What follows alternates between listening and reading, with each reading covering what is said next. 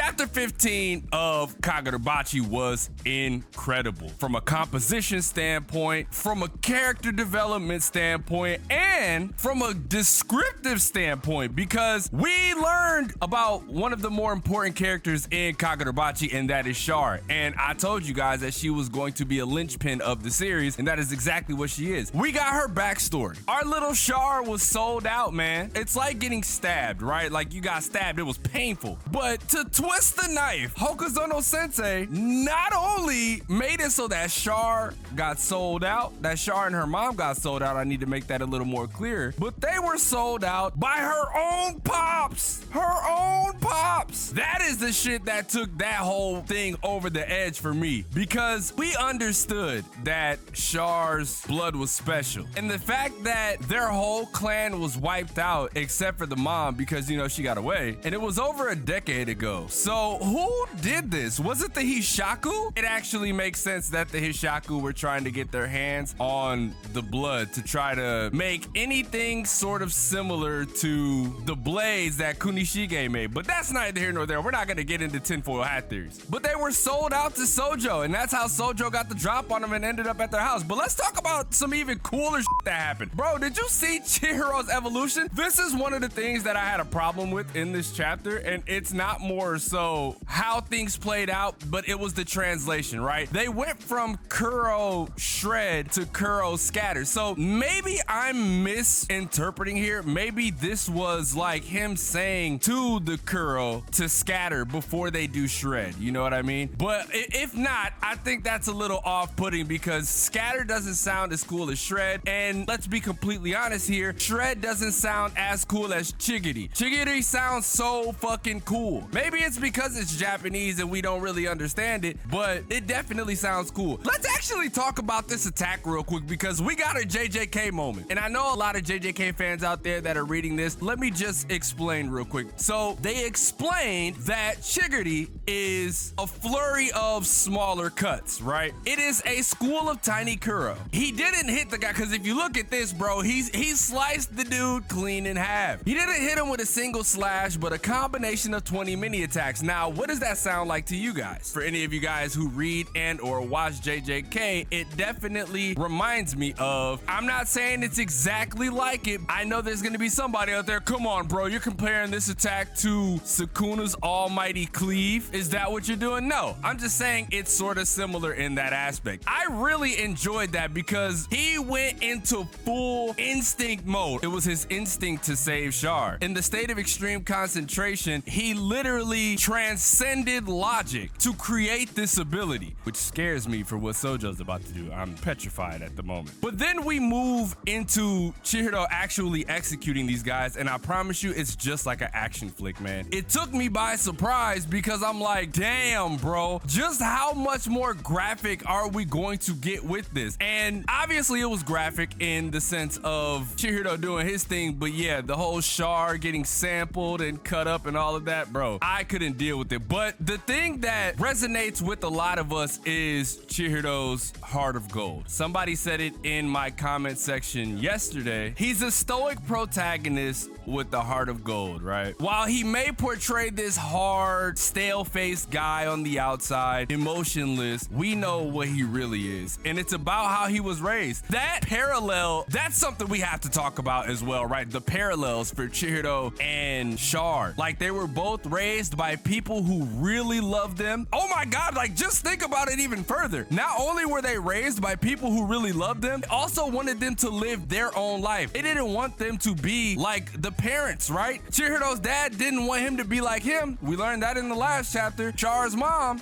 doesn't want her to be like her.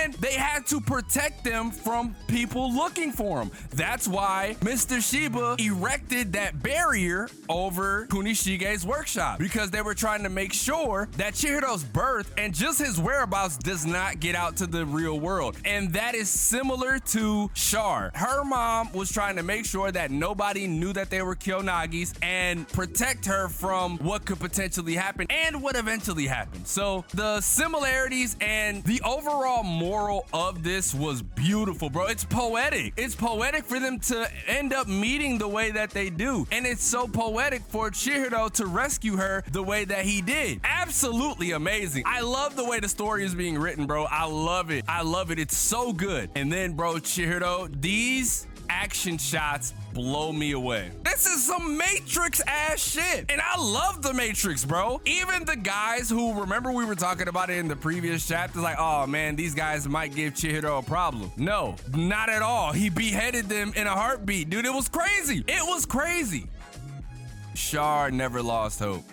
That's one of the points that I wanted to talk about as well. Even though she was bawling her eyes out. And I'm starting to see something a little different, right? We're starting to see it a little bit. Hokuzono Sensei is actually upgrading in the expressions department. I'm liking that. That was one of my earlier criticisms of the manga. It's like, you know, these expressions are a little but the story and the artistic direction were keeping me around and keeping me invested because I was really down for it. He's getting better. He's new. That's another thing, right? He's brand new to this. So it's like, in order for him to craft a story like this and continuously get better with his art, I have nothing but significant praise for him, you know? But anyways, back to what I was saying. The fact that Char never really lost hope and was presented with a sandwich, it was super poetic. Now, where do we go from here? Is Chihiro gonna pass out? Is he gonna fall over? Is Mr. Shiba gonna have to walk in and like rescue us? You know what I mean? I don't know what's gonna happen after this. I'm just excited that we got what we came for. We rescued Char from some of the most horrific things that we've ever seen. We usually just hear about it. We don't really see the kids getting experimented on. But anyways, let me know your guys' thoughts about chapter 15 of Kagurabachi down below. Leave a like if you enjoyed, subscribe if you're new. By the way, somebody tried to call me out on Twitter and I wasn't having that shit, so I'm gonna be making a video about that really soon. It's a few of y'all. I see y'all. Don't act like I don't see y'all. I see y'all. But to all the Bachi bros, man, I appreciate the support. I appreciate just being there for me, you know? I really, really appreciate that. I'm gonna go ahead and get to editing this video because I still ain't figured out a thumbnail for it. And with that being said, it's your boy, DomoSenpai, and I will catch you guys in the next video.